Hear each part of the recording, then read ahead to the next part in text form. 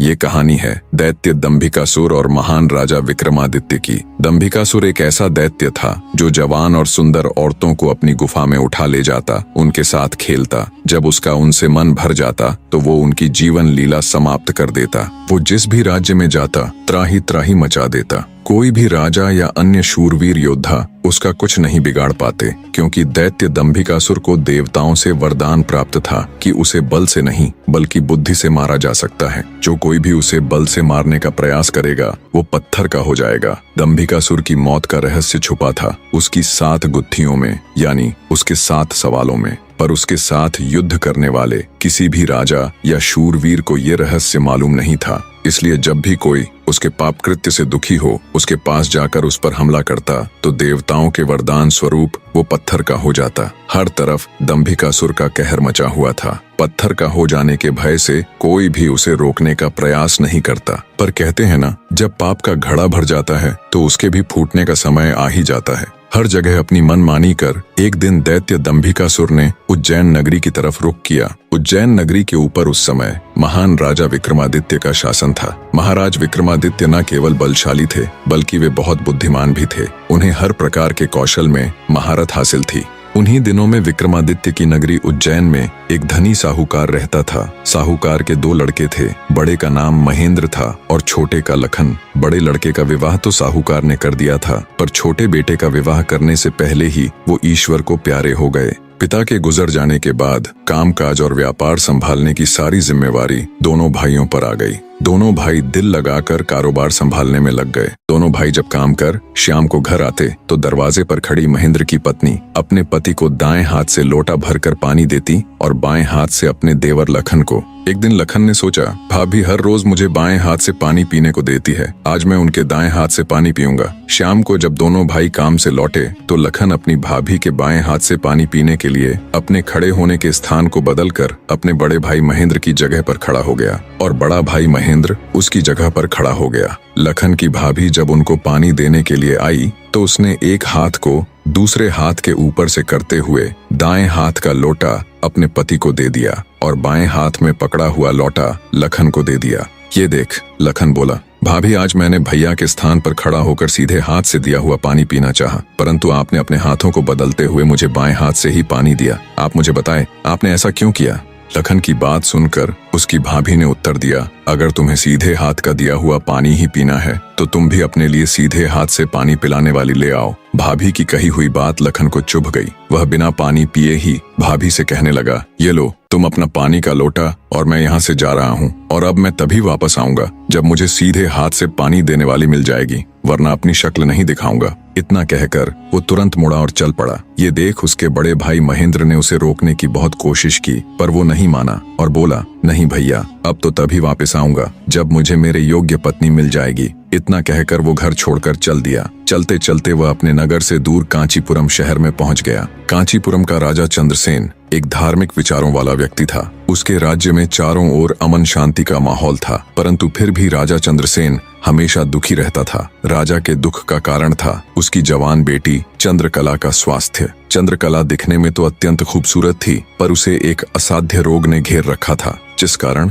राजकुमारी हमेशा अचेत अवस्था में रहती थी। राजा ने बहुत सारे हकीम और वैद्य राजकुमारी को ठीक करने के लिए लगा रखे थे, लेकिन उनमें से कोई भी राजकुमारी को ठीक नहीं कर पा रहा था। ठीक कर पाना तो दूर, वे राजकुमारी चंद्रा की बीमारी तक नहीं ढूंढ पा रहे थे। राजा को हमेशा यही दुख सताए जाता कि उसकी बेटी का क्या होगा। जब सभी प्रकार के वैद्यों, हकीमों और पूजा पाठ तंत्र मंत्र से भी राजकुमारी चंद्रकला को कोई फायदा नहीं हुआ तो राजा ने अपने राज्य में यह घोषणा करवा दी कि जो व्यक्ति मेरी बेटी को ठीक करेगा मैं उसके साथ ही अपनी बेटी चंद्रकला का विवाह कर दूंगा और उसे अपना आधा राज्य भी दूंगा। लखन जब राज्य की राजधानी में पहुंचा तो उसने देखा कि वहां हर तरफ राजकुमारी की चर्चा हो रही थी।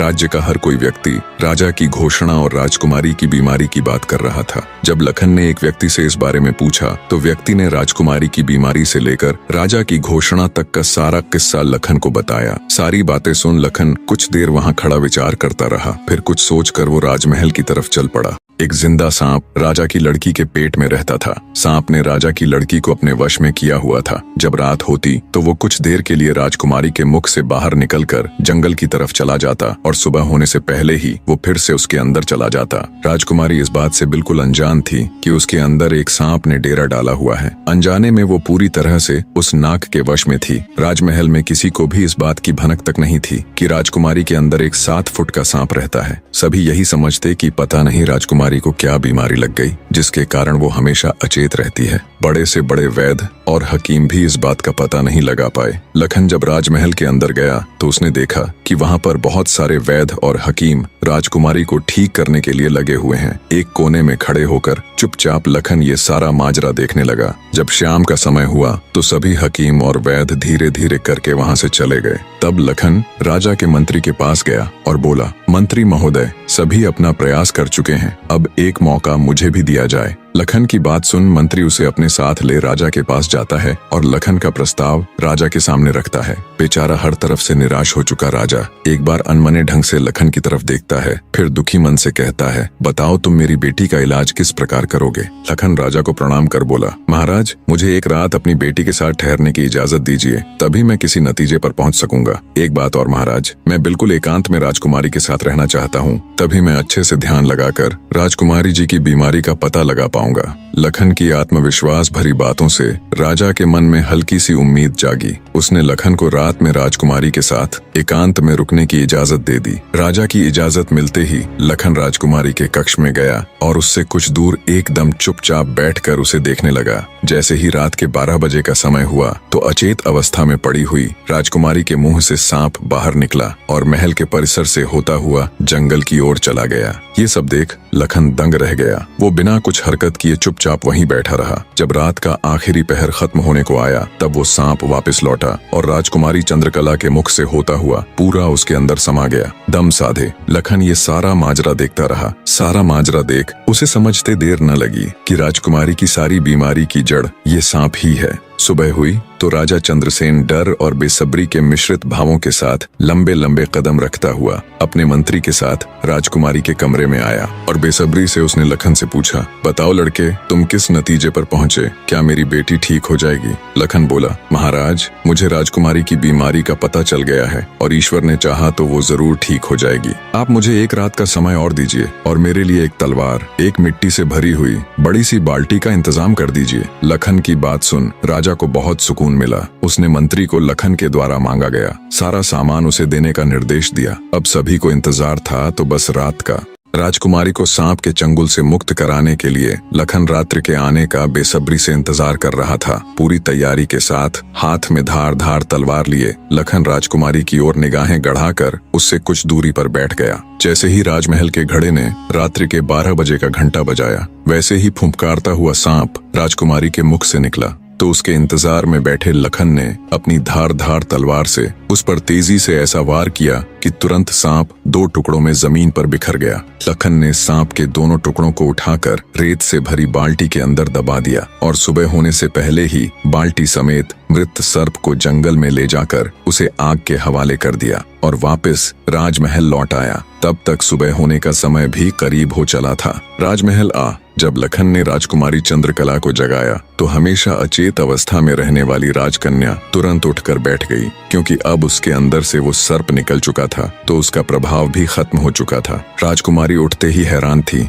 उसे ऐसा लग रहा था जैसे पता नहीं वो कितने सालों से नींद में थी। जब लखन ने राजकुमारी से उसके स्वास्थ्य के बारे में पूछा तो अचंभित राजकुमारी ने अपने आप को बिल्कुल ठीक बताया। तब तक सुबह भी हो चुकी थी। उधर राजा भी पूरी रात सोया नहीं था। उसे बस इंतजार था तो सुबह का। जैसे ही सुबह हुई राजा बेसब्री से भागा भागा राजकुमारी के कक्ष में आया। जब उसने बिल्कुल सही सलामत अपनी बेटी को बैठे और बात करते पाया तो उसकी खुशी का ठिकाना ना रहा। आंखों में अश्रु लिए राजा ने तुरंत अपनी लाडली बेटी को गले लगा लिया। भरे हृदय से राजा ने हाथ जोड़कर लखन का शुक्रिया अदा किया और अपनी शर्त के अनुसार राजकुमारी चंद्रकला का विवाह लखन के साथ कर दिया। जब राजा ने लखन को अपना आधा राज्यपाट देना चाहा तो लखन ने राज्य लेने से साफ मना कर दिया। ऐसा स्वाभिमानी दामाद पाकर राजा चंद्रसेन खुशी से फूला नहीं समाया। उसने खुशी खुशी बहुत सारा धन देकर अपनी बेटी चंद्रकला को लखन के साथ विदा कर दिया। जब राजकुमारी चंद्रकला को ले लखन अपने राज्य उज्जैन नगरी पहुंचा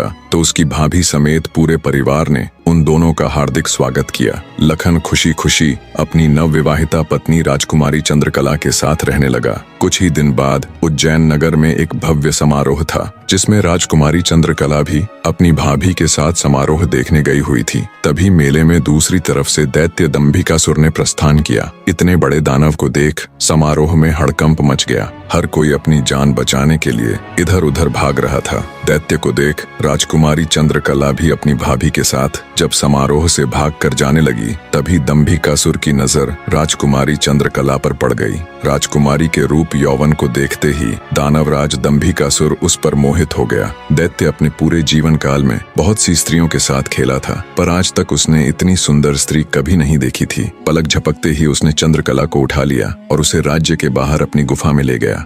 राजकुमारी चंद्रकला का रो रो कर बुरा हाल था। उस बेचारी की तो किस्मत ही खोटी थी। कितने सालों तक वो उस नाग के चंगुल में फंसी रही। कुछ ही दिन पहले नाग से आजाद हुई थी। सोचा अब जिंदगी अच्छे से गुजरेगी, पर अब दैत्य दंभिकासुर ने उसे अपनी गुफा में ला पटका। न तो उसके आंसू रुकने का नाम ले रहे थे और न वो किस्मत को कोसने से। उसकी मनमोहक सुंदरता से अभिभूत दैत्य ने उसके साथ किसी प्रकार का बल प्रयोग नहीं किया। वह उस अद्भुत नारी को जबरदस्ती नहीं बल्कि उसकी सहमति से प्राप्त करना चाहता था। दंभिकासुर ने राजकुमारी से कहा, या तो तू अपनी मर्जी से मेरे साथ रहने के लिए सहमत हो जा, अन्यथा आजीवन तू ऐसे ही मेरी कैद में सड़ती रहेगी। दैत्य की बात सुन राजकुमारी चंद्रकला गुस्से से रोती हुई बोली, मैं तुम्हारे साथ रहने से पहले मरना पसंद करूंगी, और अगर तुम ये सोचते हो कि तुम मुझे यहाँ उठा लाए तो मैं तुम्हारी हो गई, तो ये तुम्हारी सबसे बड़ी भूल है। मेरा पति मुझे ढूंढते हुए यहाँ जरूर आएगा और वो तुझे छोड़ेगा नहीं। राजकुमारी की बात सुन दंभिकासुर घिनौनी हंसी हंसते हुए बोला,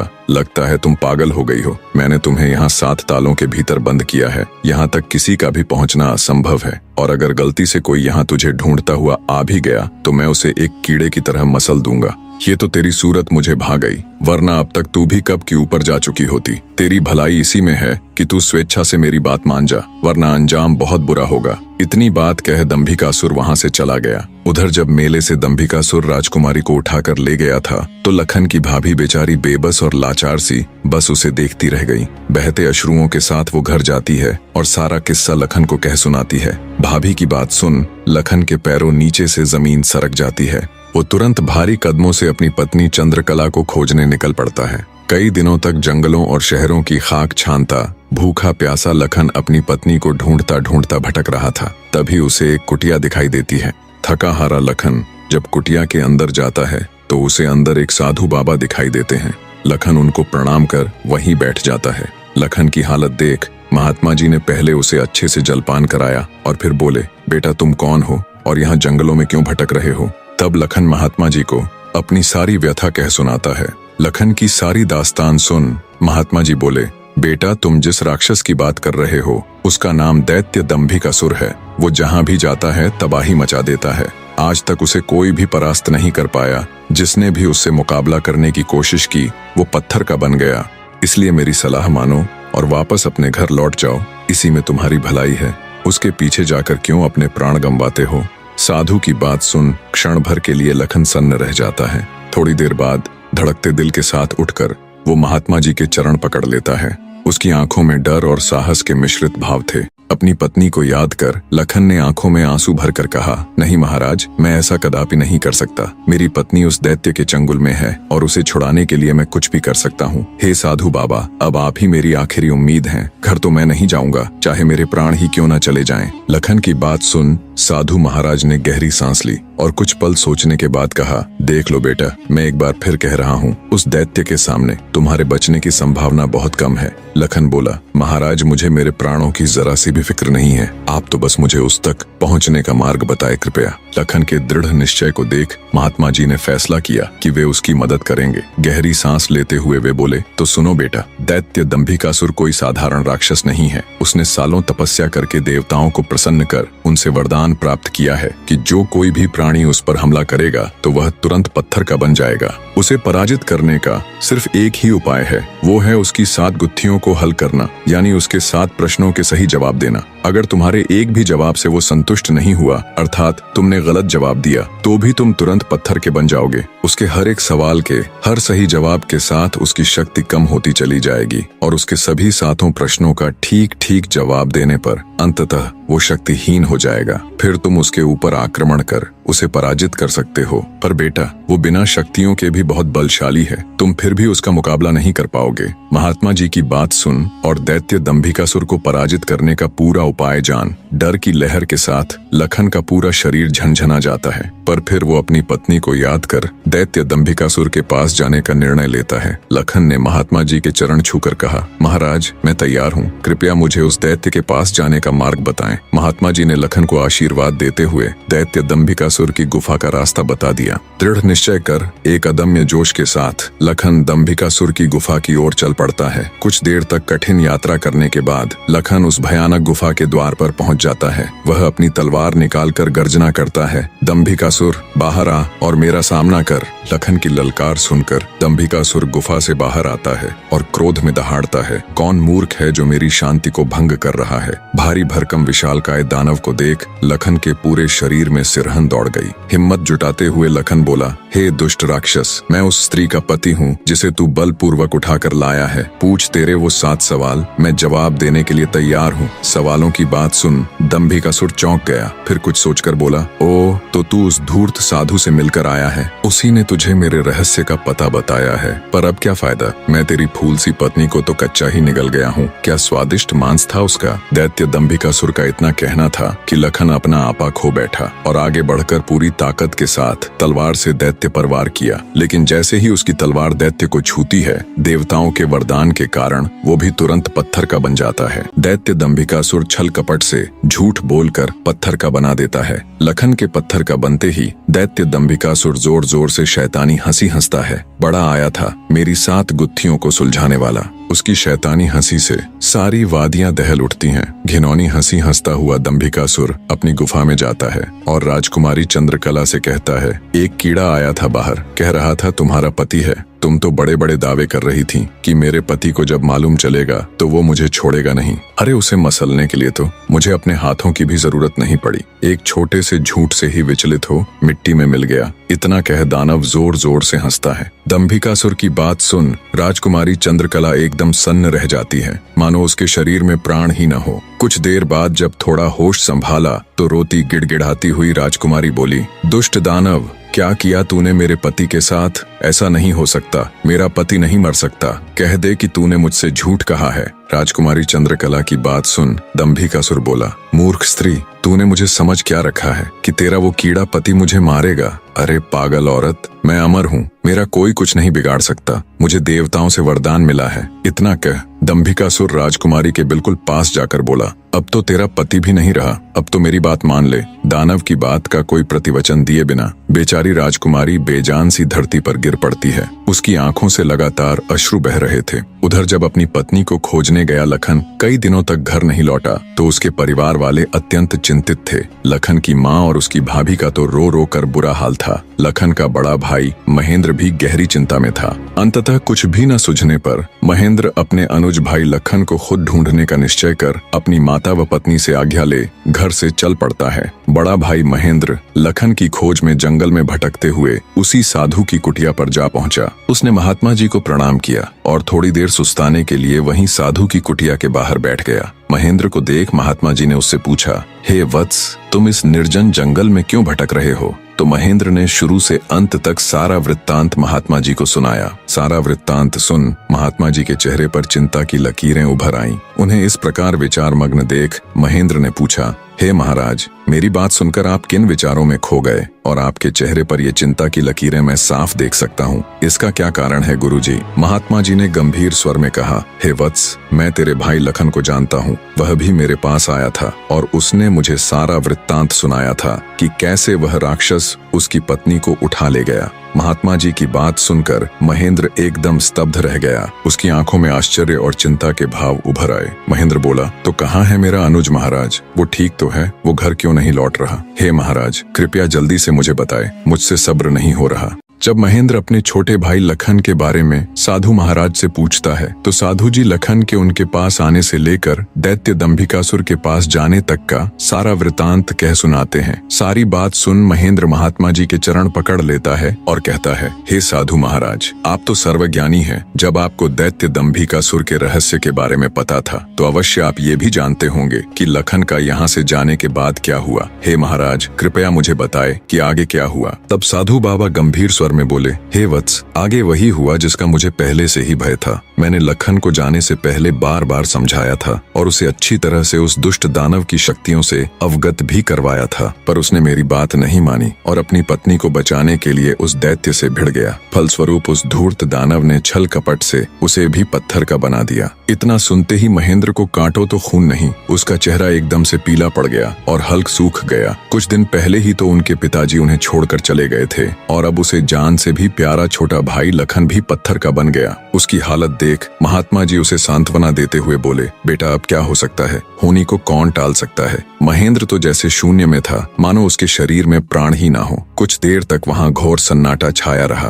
कुछ होश ठिकाने आने पर आंखों में अश्रु लिए महेंद्र बोला, हे महाराज, अब आप ही मेरी मदद कीजिए और मुझे रास्ता दिखाए जिससे मेरा अनुज फिर से अपने मानव रूप में लौट आए। महेंद्र की बात सुन महात्मा जी बोले, बेटा ऐसा तो कोई रास्ता नहीं है। जैसा कि मैंने बताया, उस दुष्ट दानव की 7 गुत्थियों का जवाब देना ही इस समस्या का एकमात्र हल है। कोई व्यक्ति जब उसके सभी सवालों के जवाब देकर उसे पराजित कर मौत के घाट उतार देगा, तब तुम्हारा भाई लखन ही नहीं बल्कि उस मक्कारी दैत्य द्वारा श्रापित किए गए सभी जीव अपने वास्तविक रूप में लौट आएंगे। महेंद्र बोला, महाराज, आप तो सर्वशक्तिमान हैं, फिर आप ऐसा क्यों नहीं करते? महेंद्र की बात सुन महात्मा जी बोले, बेटा बेशक मैं उस पापी दानव के सभी सवालों का जवाब दे सकता हूँ, पर मेरी भी कुछ सीमाएं हैं जिन्हें मैं चाह कर भी नहीं लांघ सकता। इतना कह साधु महाराज चुप हो जाते हैं। तब महेंद्र बोला, ठीक है महाराज, तो फिर मैं खुद जाऊंगा अपने अनुज को बचाने और उस दुष्ट दैत्य के सवालों का जवाब देने। महेंद्र की बात सुन महात्मा बोले, बेटा तुम भी उसका कुछ नहीं कर पाओगे। फलत अपने भाई की तरह उसके जाल में फंसकर पत्थर के बन जाओगे। फिर भी अगर तुम जाने का निश्चय कर ही चुके हो तो एक बात का ध्यान रखना, वो दुष्ट तुम्हें भटकाने की कोशिश करेगा। उसकी बातों पर कोई भी प्रतिक्रिया दिए बिना सीधे उससे बस उसके सवाल पूछना। साधु महाराज के निर्देश सुन महेंद्र जी महाराज कह साधु से विदाई लेकर दैत्य दंभिकासुर की गुफा की ओर चल देता है।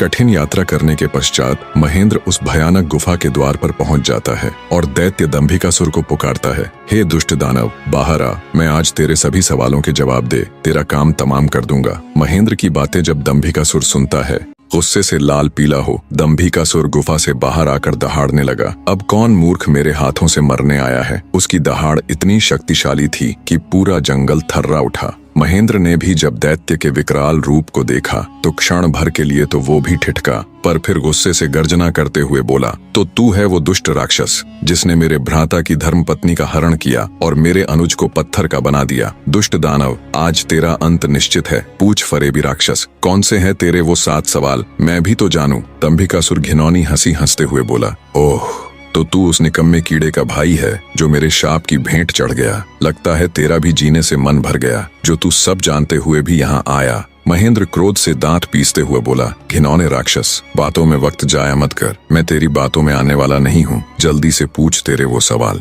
नहीं तो मैं तुझे इसी क्षण यमलोक पहुंचा दूंगा। ये सुन दंभिकासुर घिनौनी हंसी हंसकर नृत्य करते हुए बोला, सुन मूर्ख, मैंने तेरे भाई की पत्नी के साथ खूब विहार किया और जब मेरी इच्छा पूर्ण हुई तो उसके मांसल शरीर को कच्चा ही भक्षण कर लिया। क्या स्वादिष्ट मांस था उसका। अब तेरी बारी है, पर तुझे तो मैं पत्थर भी नहीं बनाऊंगा, सीधे तेरे टुकड़े टुकड़े कर डालूंगा। दैत्य दंभिकासुर के बोले गए ये बोल महेंद्र की छाती में किसी भाले की तरह लगे। अपने भ्राता की पत्नी के बारे में कहे गए शब्दों से उसके तन बदन में आग लग गई। सब कुछ अच्छे से जानते हुए भी महेंद्र अपने ऊपर काबू नहीं रख सका और दैत्य दंभिकासुर को मारने के लिए तेजी से उसकी तरफ लपका। जैसे ही उसने दैत्य के ऊपर अपनी पूरी ताकत लगा तलवार से वार किया, वैसे ही अपने भाई की तरह पल भर में वो भी पत्थर का बन गया। उसके पत्थर का बनते ही दंभिकासुर हंसते हुए बोला, तुम दोनों भाइयों की किस्मत में यही था कि तुम दोनों युगों युगों तक मेरी गुफा के प्रहरी बनकर रह जाओगे। इतना बुदबुदाकर दंभिकासुर अपनी गुफा में जाता है और राजकुमारी चंद्रकला को भी ये सब बता देता है और कहता है, तेरे दोनों रक्षक तो मेरे सामने ढेर हो गए, अब तू किसकी आस लगाए बैठी है, मूर्ख स्त्री। राजकुमारी चंद्रकला के रो रोकर आंसू सूख चुके थे, अब बचा था तो केवल क्रोध और ज्वाला। जलती हुई आंखों के साथ गुस्से में दहाड़ती हुई राजकुमारी बोली, दुष्ट राक्षस, तू क्यों इतना खुश हो रहा है? मुझे तेरा अंत साफ नजर आ रहा है, देख मेरी आंखों में। राजकुमारी चंद्रकला के तेवर देख और उसकी बात सुन दंभिकासुर विचलित सा हो जाता है और बिना कुछ कहे ही वहां से चला जाता है। उधर लखन महेंद्र के घर में तो लखन के न आने से पहले ही मातम पसरा हुआ था। ऊपर से अब महेंद्र भी वापस नहीं लौटा तो उसकी पत्नी और माँ का बुरा हाल था। अंततः महेंद्र की पत्नी अपनी सासू माँ से कहती है, माँ जी, आखिर कब तक हम ऐसे ही रोते बिलखते उनका इंतजार करते रहेंगे? बहू की बात सुन, बुढ़िया माँ बोल पड़ी, तो और बेटी हम कर भी क्या सकते हैं इसके सिवाय? महेंद्र की पत्नी बोली, हम अपने राजा के पास जाकर उनको ये सब बताएंगे, वो अवश्य हमारी मदद करेंगे। बहू की बात बूढ़ी माँ को उचित लगी। दोनों तुरंत राजा विक्रमादित्य के पास चल पड़ती हैं। कहानी का अगला अध्याय भी बहुत जल्दी आने वाला है, बने रहे।